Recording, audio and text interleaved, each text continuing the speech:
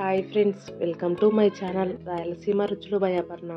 మీలో కనుక ఎవరైనా నా ఛానల్ని ఫస్ట్ టైం చూస్తున్నట్లయితే ప్లీజ్ సబ్స్క్రైబ్ చేసుకొని పక్కనే ఉన్న బెల్ సింబల్ని క్లిక్ చేయండి. ఇంకా వీడియో మొత్తం చూసాక వీడియోకి ఒక లైక్ ఇవ్వండి. మీరు ఇచ్చే లైకుల వల్ల వీడియోలు ఎక్కువ మందికి రీచ్ అవుతాయండి.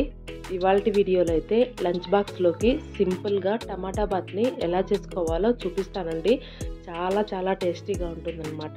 టమాటా బాత్ చేసుకోవడం కోసం గ్యాస్ పైన కుక్కర్ పెట్టేసుకొని అందులో ఒక 2 టేబుల్ స్పూన్ల ఆయిల్ వేసుకోండి. ఇప్పుడు అదే ఆయిల్లో కొద్దిగా నెయ్యి వేసుకోండి. నెయ్యికి బదులుగా బటర్ కూడా వేసుకోవచ్చండి. నెయ్యి నూనె వేసుకున్న తర్వాత మీడియం ఫ్లేమ్లోనే హీట్ అవ్వనివ్వండి. అవి 2 హీట్ అయిన తర్వాత చెక్క, లవంగాలు, యాలకులు, బిర్యానీ ఆకు ఇవన్నీ వేసుకొని అవి కొద్దిగా స్మెల్ వచ్చేంత వరకు ఫ్రై చేసుకోండి. తర్వాత పొడవుగా కట్ చేసి పెట్టుకున్న ఒక 2 మీడియం సైజ్ ఉల్లిపాయలు, అలాగే ఒక 2-3 పచ్చిమిరపకాయలు వేసుకోండి. పచ్చిమిరపకాయలు మీ కారానికి తగినట్లుగా యాడ్ చేసుకోండి.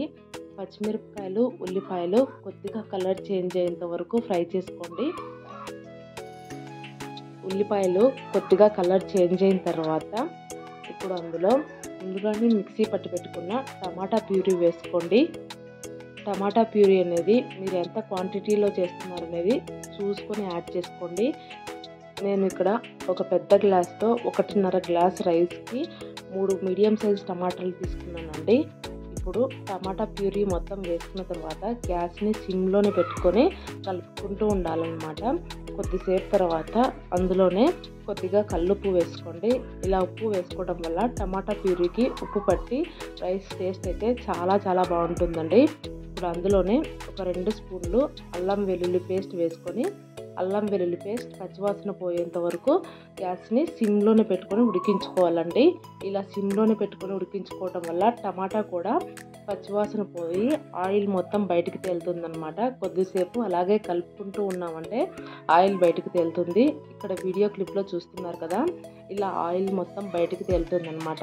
ఈ టైంలో కొద్దిగా పసుపు, అలాగే 1 స్పూన్ కారం వేసుకోండి. చిన్న స్పూన్తో 1 స్పూన్ అనమాట. అలాగే 1 స్పూన్ గరం మసాలా వేసేసుకొని మొత్తం ఒకసారి బాగా కలిపేసుకోండి. ఇప్పుడు అందులోనే ఒక చిన్న కప్పు నిండా పెరుగు వేసుకొని పెరుగు మొత్తం అందులో కలిసిపోయేలాగా బాగా కలిపేసుకోండి.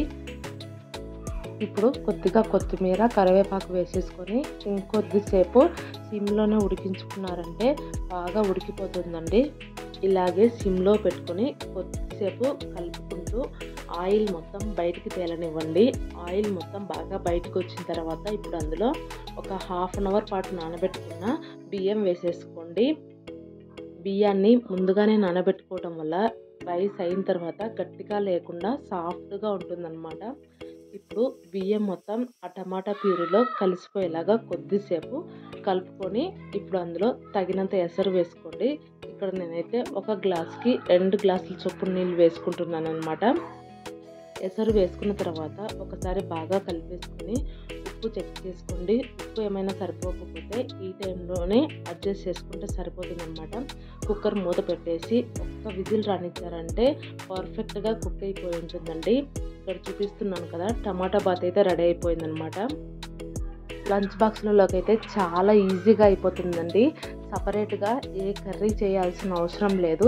కొద్దిగా పెరుగు పెట్టించామంటే చాలా ఇష్టంగా తినేసి వస్తారండి. పిల్లలకైతే చాలా బాగా నచ్చుతుందన్నమాట. కంపల్సరీగా ట్రై చేయండి. ఈ వీడియో మీకు నచ్చినట్లయితే లైక్ చేయండి, షేర్ చేయండి. కొత్తగా చూస్తున్న వాళ్ళైతే సబ్స్క్రైబ్ చేసుకోండి. Thank you for watching. Bye.